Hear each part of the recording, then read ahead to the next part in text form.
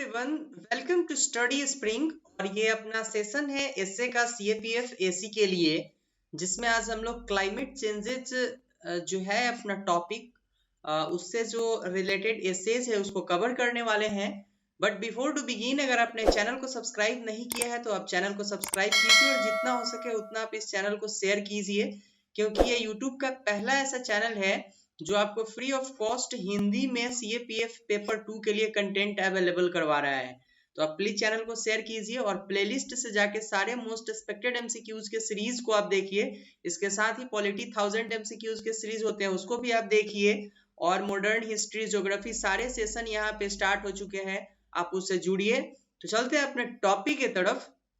पहला आता है हम लोगों के लिए कि फिर से हम वही बात बोलेंगे, अगर एसेज लिख रहे हैं तो हम लोग इसको फिर से तीन भाग में हम लोग पहले ही बताए हैं आपको कि हम लोग इसको बांटते हैं। पहले में इंट्रोडक्शन देते हैं, दूसरे वाले में इसके बॉडीज को लेते हैं और तीसरे वाले में कंक्लूजन लेते हैं। तो अब अगर हम लोग इंट्रोडक्शन में आएंगे तो इंट्रोडक्शन में देखें कि भाई क्लाइमेट चेंजेस बोला किसको जाता है, जलवायु परिवर्तन कहा किसको जाता है। तो इसको हम लोग क्लियर करने के लिए अगर ऐसे समझे कि किसी पार्टिकुलर जगह पे, सपोज दैट अगर बिहार है या फिर उत्तर प्रदेश है या फिर झारखंड है, तो उस जगह का अपना एक जलवायु होता है। जब उस जगह की जलवायु में परिवर्तन होना स्टार्ट हो जाता है तब हम उसको जलवायु परिवर्तन बोलते हैं। और ये दो कारणों से हो सकता है, या तो इसको मानव द्वारा इसके अंदर चेंजेस किया जाए या फिर ये प्राकृतिक द्वारा खुद चेंजेस हो जाए, प्रकृति के द्वारा इसमें चेंजेस हो जाए। ये दो कारण हो सकते हैं इसके। तो पहले हम लोग इंट्रोडक्शन में अगर जलवायु परिवर्तन को डिफाइन करें तो इस तरह से लिख सकते हैं कि सामान्य मौसमी क्रियाओं में किसी खास स्थान पर होने वाली विशिष्ट परिवर्तन ही जलवायु परिवर्तन कहलाती है। अब यहाँ से क्या बोला गया कि सामान्य मौसमी क्रिया में क्या होती है, जैसे वर्षा होता है, ठीक है, आपके बाढ़ आते हैं, कभी कभी सुखाड़ हो जाते हैं, ठीक है, कभी कभी धूप होते हैं, और कभी आपके अगर सर्दी होती है, ठीक है, कभी गर्मी होती है। ये सारे सामान्य मौसमी क्रियाएं हैं, ठीक है। अगर किसी कारणवश सामान्य मौसमी क्रियाओं में किसी खास स्थान पर परिवर्तन होना स्टार्ट हो जाता है, ठीक है, विशिष्ट परिवर्तन होना स्टार्ट होता है, तब हम उसको जलवायु परिवर्तन बोलते हैं। यहाँ तक क्लियर है, एकदम सिंपल भाषा में लिखा हुआ है। वैसे भी यूपीएससी बोलती है कि आपका अपना जो अंडरस्टैंडिंग है आप उससे एसेज लिखे, वहीं से आपको नंबर मिलेंगे। बहुत ज्यादा डिफिकल्ट वर्ड भी यूज नहीं करना है और बहुत फिलोसोफर टाइप का भी एसेज नहीं लिखना होता है।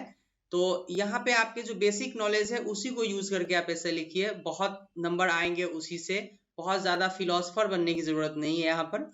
तो इसमें अगर हम लोग देखें तो अगर इसको ऐसे देख सकते हैं कि मौसम में अचानक परिवर्तन हो जाता है, वनस्पति जाति का लुप्त हो जाना, तापमान में वृद्धि हो जाना, हिम नदों का पिघलना या समुद्री जल स्तर का लगातार बढ़ना, इसके कुछ संवेदनशील उदाहरण है। मतलब किसके संवेदनशील उदाहरण है, तो ये जलवायु परिवर्तन के संवेदनशील उदाहरण है कि किसी खास जगह पे मौसम में अचानक परिवर्तन हो जाता है। अब ठंड के दिन में बहुत ज्यादा गर्मी लगने लगना, गर्मी के दिन में बहुत ज्यादा ठंड लगना, एक धूल बन जाना, ठीक है।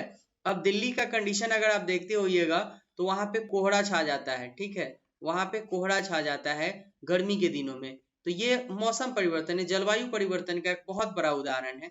प्लस वनस्पति का लुप्त हो जाना। आप अपने जगह पे जहाँ पे रहते हैं वहां पे बहुत ऐसे वनस्पतियां पाई जाती थी जो अब लुप्त हो चुकी है, ठीक है। तो आप कमेंट बॉक्स में कमेंट जरूर कीजिएगा कि आपके तरफ कौन सी वनस्पति थी जो जलवायु परिवर्तन के कारण अब लुप्त होती नजर आ रही है। इसके साथ ही तापमान में वृद्धि हो जाता है, हिमनद पिघल जाता है। अगर आप ध्रुवीय क्षेत्रों में जाएंगे, उत्तरी ध्रुव की तरफ जाएंगे अगर आप, तो वहां पे ग्लेशियर होते हैं और वो ग्लेशियर लगातार पिघल रहे हैं। क्यों पिघल रहे हैं, क्योंकि जो जमीन का तापमान है, जो धरती का तापमान है वो बढ़ रहा है। उसके बढ़ने से हिमनद पिघल रहे हैं और जिसके कारण समुद्री जल स्तर लगातार बढ़ रही है। तो ये सारे जो कुछ संवेदनशील उदाहरण है ये हमारे जलवायु परिवर्तन के उदाहरण है। यहाँ तक क्लियर है, काफी सिंपल भाषा में इसको समझाया गया हुआ है। अब आते हैं हम लोग जलवायु परिवर्तन के लिए जिम्मेवार जो जो कारण है उसके ऊपर। तो इसमें दो कारण हो सकते हैं। पहला जो है वो आपका प्राकृतिक हो सकता है, ठीक है, पहला आपका प्राकृतिक हो सकता है और दूसरा आपका मानवीय हो सकता है। तो प्राकृतिक कारणों में क्या क्या आते हैं। प्राकृतिक कारणों में ज्वालामुखी विस्फोट को आप ले लीजिए। ज्वालामुखी विस्फोट जैसे ही होता है, कार्बन डाइऑक्साइड गैस बहुत ज्यादा मात्रा में बाहर निकलता है। इसके साथ ही जहरीली गैस भी बाहर निकलती है, जो प्रकृति के ऊपर डायरेक्ट जो है वो अपना असर दिखाना स्टार्ट कर देती है। ठीक है, वो आपका जो यहाँ का तापमान होता है पृथ्वी का, उसको बढ़ाने में कार्बन डाइऑक्साइड गैस बहुत ज्यादा वो क्या करता है कि हेल्प करता है उसको। तो इस कारण से जो हमारे पृथ्वी का तापमान है वो बढ़ता है। प्लस पृथ्वी का जो झुकाव है, ठीक है, 23.5 डिग्री पे झुका हुआ है पृथ्वी, और इस कारण से बहुत सारे परिवर्तन होते रहते हैं। प्लस समुद्री धाराएं जो है उस कारण से भी परिवर्तन होती है। अचानक समुद्री धाराओं का मुड़ जाना किसी पार्टिकुलर जगह पे मौसम परिवर्तन करने के बहुत बड़े कारण हो सकते हैं। तो ये प्राकृतिक कारण है, जो ये आपका अंतर्जात बल और बहिर्जात बल दोनों के कारण होता है यहाँ पे। लेकिन इसको जो पृथ्वी है, जो हमारा नेचर है, वो मेंटेन करके रखता है। लेकिन मानवीय कारण पर अगर आप आइएगा, इसमें औद्योगिकरण एक बहुत बड़ा रीजन बन के आया है। जैसे ही औद्योगिकरण हुआ, यहाँ पे बहुत सारे मशीनरी का उपयोग किया जाने लगा जो जहरीली गैस निकालती है। वनों का जो उन्मूलन है, वनों का कटाई होने लगा, जनसंख्या में ज्यादा वृद्धि हुई तो लोगों को जगह चाहिए, उनको घर चाहिए, और फिर उनको ज्यादा से ज्यादा उनके लिए भोजन चाहिए। तो ये सारे को लेकर के वनों का उन्मूलन होना स्टार्ट हो गया, वन को लोग काटने लगे, जिसके कारण पृथ्वी का तापमान बढ़ा। तो ये भी इम्पोर्टेंट है। रासायनिक कीटनाशकों का उपयोग। अब पहले क्या होता था कि अगर सपोज दैट ये छोटा सा एक जमीन का टुकड़ा है, इस जमीन के टुकड़े पर अगर इस जमीन के टुकड़े से अगर 10 आदमी का क्लियर होता है, 10 आदमी अगर यहाँ से खाना खाते हैं, अब यहाँ से इस 10 आदमी से जनसंख्या बढ़ गया 30 आदमी का, तो ये इसी जगह इतना ही जमीन से जो इनको आप फसल होता है, उससे इनका जो है वो क्या होगा कि जीवन यापन नहीं होगा। तो जितना ज्यादा हो सकेंगे वनों की तरफ भागेंगे और वन को काट करके उसको फसल लायक जमीन बना देंगे। ठीक है, और इस कारण से क्या होगा कि वन का जो है वो उन्मूलन होना स्टार्ट हो गया, और यही वन का उन्मूलन जलवायु परिवर्तन के लिए बहुत बड़ा रीजन बन के सामने आ रहा है। ठीक है, तो ये सारे चीजें, अब ये इतना दूर में इनका खुद का जीवन यापन नहीं हो रहा है, तो ये क्या करेंगे, जितना हो सकेगा जमीन को क्या करेंगे कि वो कृषि योग्य बनाएंगे, उसमें कीटनाशक का उपयोग करेंगे। ठीक है, कीटनाशक का उपयोग ये करेंगे, जम के कीटनाशक का उपयोग करेंगे, और यही कीटनाशक जो है कहीं ना कहीं से क्या करेगा कि जलवायु परिवर्तन का रीजन बन करके आएगा। इंपॉर्टेंट फैक्ट्स है ये। इसके साथ ही ग्रीन हाउसेस गैस जो है वो पृथ्वी पर, ग्रीन हाउसेस गैस जो है वो पृथ्वी के तापमान को बढ़ाने में बहुत ज्यादा वो मददगार साबित हुआ है।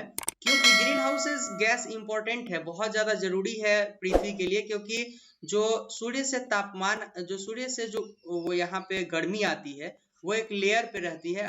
अगर ये आपका ग्रीन हाउसेस गैस नहीं होंगे तो ये सारे तापमान डायरेक्ट ऊपर जाएंगे और पृथ्वी इतनी ठंड हो जाएगी कि यहाँ पे जीवन यापन करना सक्षम नहीं होगा।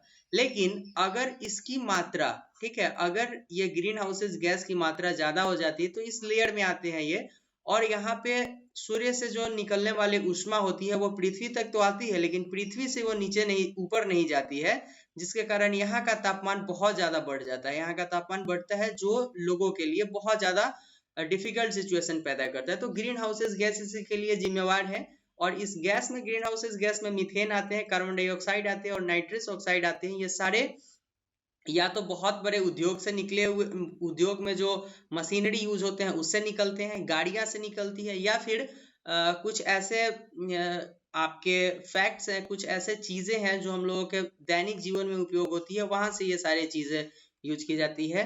तो ये सभी डायरेक्टली रूप से प्रकृति के ऊपर जो है वो उसके टेम्परेचर को बढ़ाने में, उसको दूषित करने में जो है ये लोग हेल्पफुल हो गए हुए हैं, ये सारे गैसेस। नेक्स्ट देखते हैं, जलवायु परिवर्तन अपना प्रभाव जो है ना वो हर एक जगह पे छोड़ता चला गया है। जलवायु परिवर्तन के अगर प्रभाव को अगर आप देखिएगा तो केवल आपके स्वास्थ्य पर ही नहीं इसका प्रभाव पड़ रहा है, इसका प्रभाव वर्षा के ऊपर भी पड़ रहा है। आप देखते होंगे अम्लीय वर्षा होता है सारे जगह पर, जहां से वर्षा तो हुआ लेकिन उसके साथ अम्ल की मात्रा बढ़ जाती है, और वो अम्ल की मात्रा जब बढ़ती है, पेड़ के ऊपर पड़ते हैं तो सारे पेड़ सूख जाते हैं। ठीक है, तो ये पेड़ सारे सूख जाते हैं, तो अम्लीय वर्षा प्रभाव, वर्षा के ऊपर भी प्रभाव पड़ा, कृषि के ऊपर प्रभाव इसका डायरेक्टली पड़ता है। किसी किसी जगह पर आप देखते होइएगा कि जलवायु परिवर्तन के कारण इतना जमीन का हीट बढ़ता है कि अचानक बहुत ज्यादा वर्षा होती है, और ये वर्षा इतनी ज्यादा मात्रा में होती है कि बादल तक फट जाते हैं और सारे कृषि खराब हो जाते हैं। ठीक है, पूरा फसल बर्बाद हो जाता है। तो अपना प्रभाव हर एक क्षेत्र में फैला रहा है ये, अगर जलवायु परिवर्तन हो रहा है तो। इसी को लेकर के वैश्विक स्तर पर क्या हुआ, 1995 में यूएनएफसीसी जो है, UN framework convention of on climate changes, इसने क्या किया कि अपना योगदान दिया है 1955 से ही, जिसमें 1997 में क्योटो प्रोटोकॉल लाया गया, और इसमें बोला गया कि ग्रीन हाउसेज जो गैस हैं उसका उत्सर्जन जो भी विकसित देश हैं वो कम करेंगे। और इसके साथ पेरिस समझौता जो हुआ था उसमें ये बोला गया कि ये जो आपका पृथ्वी का जो तापमान है, पृथ्वी का तापमान 1.5 से ऊपर तक नहीं जाना चाहिए, इसको 1.5 पे ही स्थिर करके रख दिया जाए। ये कुछ स्टेप्स हैं जो यूएनएफसीसी के द्वारा लिया गया। हाल में कॉप 25 हुआ है, ठीक है, कॉप 25 हुआ है, इसमें भी ये जो पेरिस समझौते थे इसके ऊपर ध्यान दिया गया। चलते हैं दूसरे तरफ, तो स्पेन के में जो अभी हुआ है मैड्रिड में कॉप 25, इसमें क्या हुआ कि कॉन्फ्रेंस ऑफ पार्टीज, इसका फुल फॉर्म होता है कॉन्फ्रेंस ऑफ पार्टीज, ठीक है, कॉन्फ्रेंस ऑफ पार्टीज, ठीक है, कॉन्फ्रेंस ऑफ पार्टीज। जो यहाँ पे जो क्या बोला कि पेरिस के जो समझौते हैं जिसमें ये बोला गया कि पृथ्वी का जो तापमान है उसको 1.5 पर ले जाकर के सीमित कर दिया जाए, ठीक है, इसको युद्ध स्तर पर लागू करने की बात की गई है कॉप 25 में, जहाँ पे प्रकाश जावड़ेकर ने वहां पे शिरकत किया था कॉप 25 में इंडिया की तरफ से। बहुत इंपॉर्टेंट है ये फैक्ट्स इसमें, ठीक है। और कॉप 25 में एक और बात बोला गया कि वैसे देश जो आर्थिक रूप से पिछड़े हुए हैं और वो जलवायु परिवर्तन से जूझ रहे हैं उसको आर्थिक सहायता दी जाएगी, ये कॉप 25 में डिसीजन लिया गया। लेकिन अगर आप देखिएगा तो इंडिया जो है, हमारा जो प्यारा भारत है, वो प्यारा भारत शुरू से ही जलवायु परिवर्तन को लेकर के सजग रहा है। इसके लिए वो पर्यावरण सुरक्षा के साथ साथ, पर्यावरण संरक्षण के साथ साथ संविधान के अनुच्छेद 48 और 51 के क, अगर 51 का आपने पॉलिटी का जो सेशन चलता है अभी, पॉलिटी मोस्ट एक्सपेक्टेड एमसीक्यूज का, या फिर पॉलिटी 1000 एमसीक्यूज का स्टडी स्प्रिंग के ऊपर, इसी चैनल जिसका लिंक आपको डिस्क्रिप्शन में दिया गया, वहां से ये सारे को आप कवर कर सकते हैं कि 51 का क क्या है। तो आपका जो 51 का क है, फंडामेंटल ड्यूटीज आता है इसमें, तो ये सारे में पर्यावरण संरक्षण पर जोर दिया गया हुआ है। तो फंडामेंटल ड्यूटीज में इसको जोड़ा, इंडिया इसके लिए इतना सजग है कि, तो ये सारे फैक्ट्स इंपॉर्टेंट है इंडिया के लिए। इसके साथ ही भारत जो है वो नवीकरणीय ऊर्जा पे ज्यादा ध्यान देता है। नवीकरणीय ऊर्जा मीन्स की सौर ऊर्जा के बारे में आप देख रहे होंगे, सौर ऊर्जा, पवन ऊर्जा, ये सारे के ऊपर इंडिया बहुत ज्यादा ध्यान देती है कि इसमें जितना हो सके आप पर्यावरण को हम लोग संरक्षित करके रखें। राष्ट्रीय जल मिशन योजना जो है, हरित भारत, ये कुछ ऐसे भारत की योजनाएं हैं जिसके तहत भारत क्या कर रहा है, किस लड़ाई से लड़ रहा है, ठीक है, इंपॉर्टेंट फैक्ट्स है। लेकिन अगर कंक्लूजन के ऊपर हम लोग इसके आए, जलवायु परिवर्तन एक वैश्विक समस्या है। जरूरी नहीं है कि केवल इंडिया ही इससे लड़ेगा तभी हम लोग तब इसको हम लोग क्या करेंगे कि जलवायु परिवर्तन को खत्म कर सकते हैं, ऐसी बात नहीं है। एक वैश्विक समस्या है, ग्लोबल लेवल की समस्या है, जिसको हर एक देश को मिल करके लड़ना पड़ेगा जिससे, तो ये एक वैश्विक स्तर पर इसको जब तक नहीं निपटाया जाएगा तब तक ये हमारा जो ये क्लाइमेट चेंजेस है वो खत्म नहीं हो सकता है। क्योंकि संतुलित और शुद्ध वातावरण की आवश्यकता जरूरी नहीं है कि केवल मनुष्य को ही है, इसका जो आवश्यकता है वो जंतुओं को भी है। क्योंकि अगर हम संतुलित और शुद्ध वातावरण में नहीं रहेंगे तो हमें बहुत सारे डिजीज होते हैं, बहुत सारी बीमारियां होती है।